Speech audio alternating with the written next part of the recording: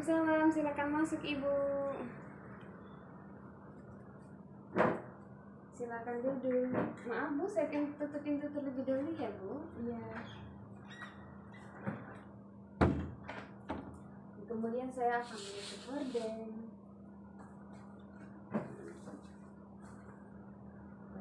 Perkenalkan, saya bidan ini yang bertugas pada siang hari ini yang akan membantu Ibu pada siang ini. Bagaimana Ibu kabarnya, sehat? Alhamdulillah sehat Bu. Alhamdulillah. Ada keluhan Ibu hari ini? Bukan saya sih Bu, tapi anak saya. Kok kayaknya anak saya nih kayak udah usianya segitu, tapi kok ini ya Bu, kayak susah gitu loh Bu bicaranya, sedangkan yang seumuran sama dia itu kayak ngomongnya itu sudah mulai bisa dimengerti. Baik, di sini saya akan sedikit menjelaskan ya Bu ya tentang mungkin buat menambah pengetahuan untuk Ibu dan bisa dilatihkan untuk Ibu nanti. Nah, ada jenis-jenis keterlambatan bicara dan bahasa. Itu yaitu ada gangguan komunikasi, gangguan bahasa, kemudian ada gangguan bicara, gangguan suara, kemudian ada gangguan kelancaran atau gagap, kemudian ada gangguan artikulasi dan gangguan fonologi.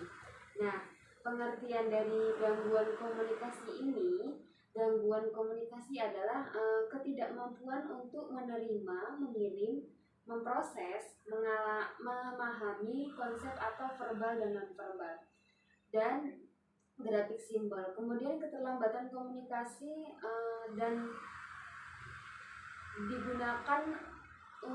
digunakan bahwa tingkat usia yang diharapkan.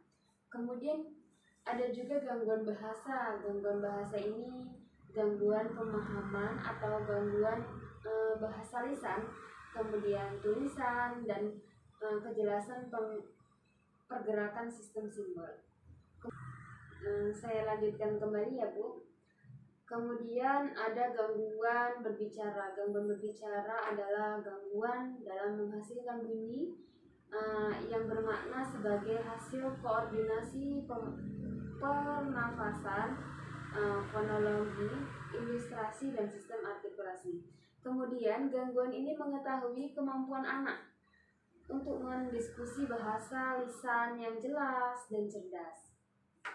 Kemudian ada gangguan kelancaran atau gagap. Itu adalah setiap kali anak berusaha berbicara terjadi pengulangan. Kemudian perpanjangan atau penghentian atau bagian kata secara involunter.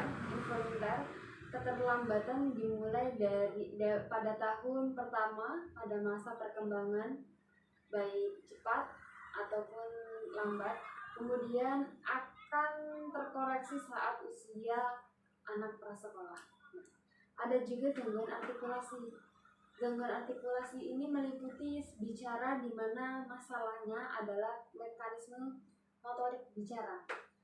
Anak itu tidak dapat mengucapkan kata secara benar.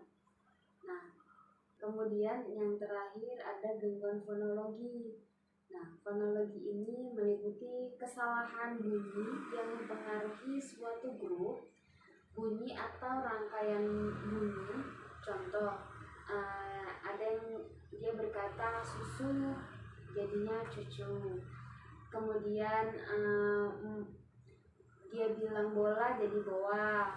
Terus dia bilang makan jadi makan. Nah, itu perlu dilatih secara rutin setiap saat.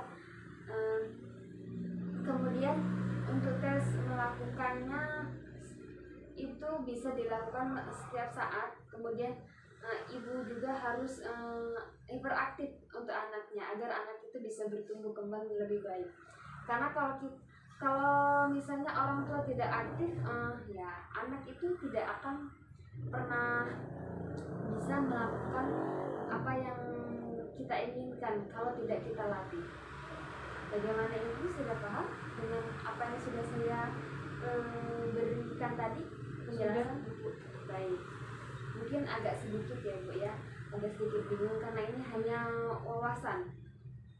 Kemudian jangan lupa anak-anaknya nanti kalau misalnya dengan berbicara, kita lihat dengan berbicaranya kurang jelas atau di usia sekarang kok dia masih bilangnya masih terbata-bata, itu perlu dilatih dengan baik.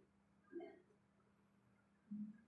Jadi gitu ya Bu, jadi nggak apa-apa ya Bu ya, tapi sebagai orang tuanya harus terus dilatih biar anaknya juga terbiasa ya Bu ya. Iya, sebagai orang tua harus aktif melatih anaknya gitu, agar anaknya bisa bertumbuh kembang lebih baik ya, dari berbicara, kemudian mungkin apa yang kita inginkan anak bisa mengambil, nah itu ambil bola, apa mah ambil bola, nah itu perlu dirubah gitu, pola berbicaranya perlu dirubah dan secara kata per kata harus diajari.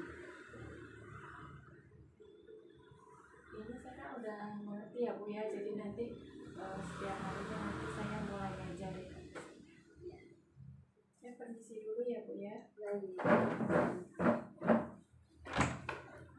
Hati-hati Bu di jalan.